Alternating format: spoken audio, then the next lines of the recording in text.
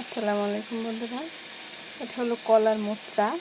এই যে কলা হয়, এর যে কলাটা বের হয় তারপর একটা মোচড়া থাকে। যা কলা হয় তা তো হয়, তারপর নিচে একটা মোচড়া থাকে। তো এই মোচড়াটা আমি রান্না করবো আজকে চিংড়ি মাছ দিয়ে।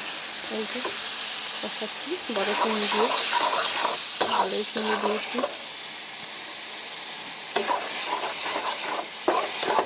তো আমি শুধু এখানে হলুদ অ্যাড করছি আর পেঁয়াজ রসুন দিচ্ছি, চিংড়ি মাছ দিচ্ছি, আর এখন কাঁচামরিচ এখন মশলার সাথে দিয়ে দেবো চিংড়ি মাছ।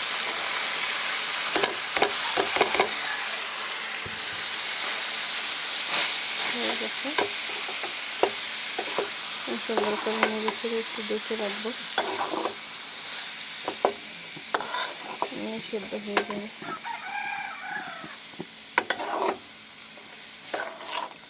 অনেক বেশি পেঁয়াজ রসুন অ্যাড করছি, কারণ মশলা দিলে একটু পেঁয়াজ মশলা বেশি দিলেই ভালো হয়। চিংড়ি মাছে বেশি দিয়েছি, মানে পরিমাণ মতো, তার চেয়ে বেশি একটু সামান্য কাঁচামরিচ দিয়েছি।